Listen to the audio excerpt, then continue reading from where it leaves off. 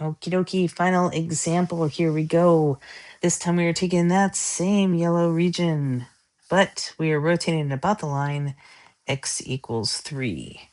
And that's a vertical line, so your representative rectangle will go perpendicular to that, which means it goes horizontally, which means this is going to be a dy problem because the thickness of the rectangle is along the y-axis. And also, rectangle does not touch the axis of rotation, therefore it's a washer problem. All right, that means we also have an outer and an inner radius, so let's figure them out. Our outer radius, it goes between the axis of rotation and the outer edge of the rectangle, but it's always right minus left. And so on the outer is x equals 3, and on the left side is going to be x equals the square root of y over 2. Remember, since it is a dy problem, you're going to want to take this parabola and solve for x. And again, that doesn't simplify, so that's our outer radius. Our inner radius will go between the inner part of the rectangle and the axis of rotation, but right minus left means on the right is x equals 3, and on the left is x equals 2. That makes our inner radius a constant of 1. And so then plug it in. Volume is pi times the integral of big R squared minus little r squared, and then dx or dy.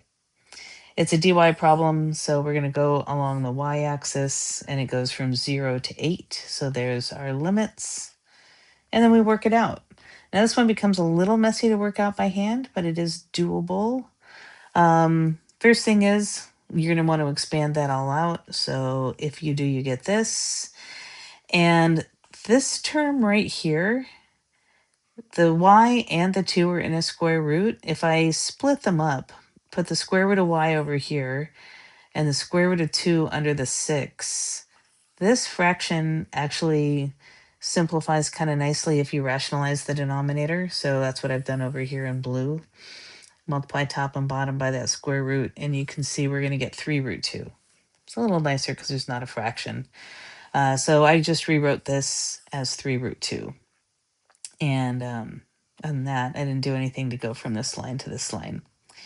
So then it's power rule. So I went ahead and did the power rule to find the antiderivative. And then we got to plug in.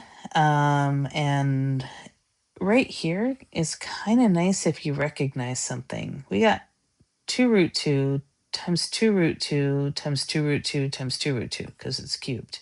We have 2 root 2 4 times. And if you recognize the square root of 2, or sorry, as 2 root 2 as the square root of 8, then it becomes really easy. Square root of 8 to the power of 4 is going to be 64.